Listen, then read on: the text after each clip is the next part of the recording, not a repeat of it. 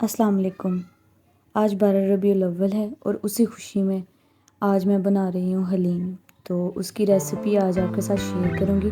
تو آئیے چلتے ہیں، بناتے ہیں۔ تو سب سے پہلے جو اس میں ہمیں چاہیے ہوتی ہیں دالیں۔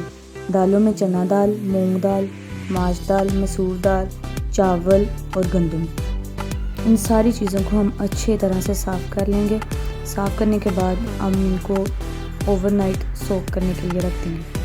یہ میرا سارا کام رات کا تھا، تو یہ میں نے اوور نائٹ سوک کرنے کے لیے دالیں ساری رکھ دی ہیں، جن میں چنا دال ہے، مونگ دال ہے، ماش دال ہے، مسور دال، گندم اور چاول۔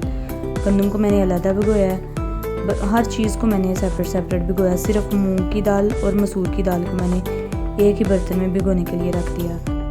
ایک بڑے پتیلے میں ہم ساری دالیں ڈالیں گے، مونگ دال، چنا دال، مسور دال، جو ساری ہم نے رات کو بھگو کر رکھی تھی، سوائے گندم کے۔ گندم کو میں سیپریٹ ابالوں گی اور اس کو میں نے اتنا ابالنا ہے کہ وہ بالکل نرم ہو۔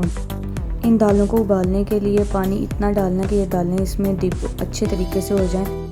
اس میں میں نے 2 سے 3 عدد سبز مرچیں ڈالی ہیں، 1.5 چمچ نمک ڈالا اور 1.5 چمچ ہی اس میں نے ہلدی ڈالی ہے۔ اب یہ ساری چیزیں ڈال کے میں ان کو بوائل ہونے کے لیے رکھ دوں گی۔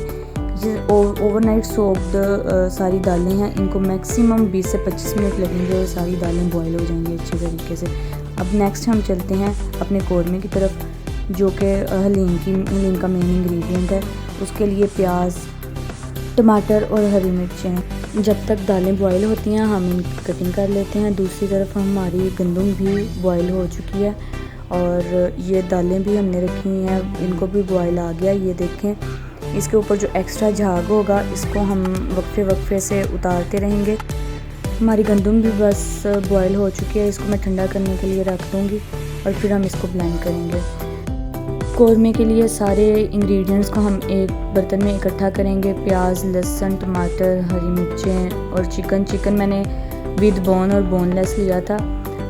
2 کلو چکن ہے، آپ چاہیں تو ود آؤٹ بون بھی لے سکتے ہیں، لیکن مجھے ود بون جو ہے اس کا ٹیسٹ زیادہ اچھا لگتا ہے، میں اس لیے ود بون ہی استعمال کرتی ہوں۔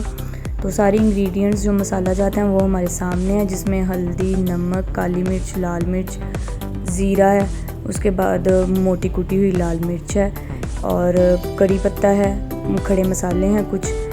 یہ سارے مسالہ جات ڈالنے کے بعد اب ہم اس میں جو وہ ایڈ کریں گے حلیم مکس مسالہ، وہ آپ کسی بھی برانڈ کا لے سکتے ہیں، میں نے یہاں 2 پیکٹ استعمال کیے تھے۔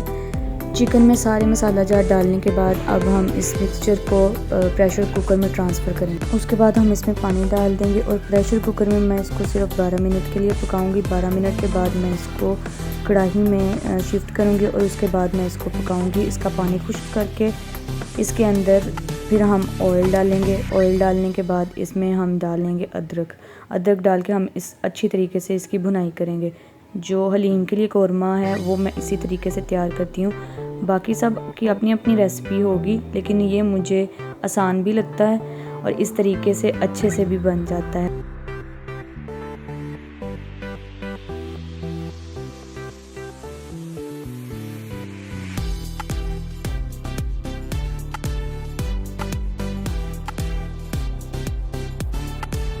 بھنائی کے بعد جو اس میں سے بونز تھے وہ میں نے علیحدہ کر لی ہیں اور اب یہ کچھ اس طرح سے دکھ رہا ہے۔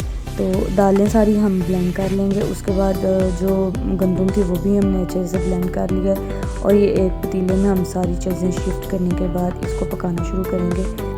ان دالوں کے اندر اب ہم قورمہ ڈالیں گے اور قورمہ ڈالنے کے بعد اب ہم اس کو اچھے طریقے سے پکائیں گے۔ ویڈیو اچھی لگے تو لائک بھی کیجیے گا اور چینل کو سبسکرائب بھی کیجیے گا۔ بہت محنت سے ویڈیو بنتی ہے اور بہت محنت سے جو ہے وہ حلیم بھی بنا ہے، تو ضرور لائک بھی کیجیے گا اور سبسکرائب بھی کیجیے گا۔ تو اس کی کنسسٹنسی آپ دیکھیں یہاں پہ کتنی مزے کی اس کی کنسسٹنسی بن چکی ہے، اور یہ ابھی سے ہی مجھے تو اتنا مزے کا لگ رہا تھا، لیکن میں نے کھایا نہیں، کھاؤں گی میں بعد میں۔ تو چونکہ آج 12 ربیع الاول ہے تو ہم نے کیک بھی بنایا تھا، کیک آ چکا ہے، تو میں نے کہا میں آپ کو کیک بھی دکھاؤں۔ یہ 63 پاؤنڈ کا کیک جو تھا وہ ہم نے تیار کروایا تھا، جو ابھی ہم آج کٹ کریں گے ہمارے نبی پاک صلی اللہ علیہ وسلم کی آمد کی خوشی میں۔ تو اب چلیے اپنی ریسیپی کی طرف واپس چلتے ہیں۔ گارنشنگ کے لیے پیاز، ہری مرچیں اور لیموں. پیاز کو میں کاٹ کے براؤن کر لوں گی اور یہ اب میں اس کو گھوٹ رہی ہوں اچھے سے تاکہ اس جو تھک کنسسٹنسی ہے حلیم کی وہ ہمارے پاس آ جائے. اس کو اچھے طریقے سے 10 سے 15 منٹ کے لیے ایسے ہم کریں گے. اور اب آ جاتی ہے ہماری گارنشنگ کی. جس تیل میں میں نے پیاز کو فرائی کیا تھا یہ وہی تیل ہے، اس کو ضائع نہیں کرنا. تو یہ تیل ڈالنے کے بعد اب اس میں فرائی کیا ہوا پیاز اور اس کے بعد اس میں دھنیا، ہری مرچیں ڈالیں گے اور گرم مسالہ بھی ڈالیں گے. تو یہ ہمارا حلیم تیار ہو چکا ہے.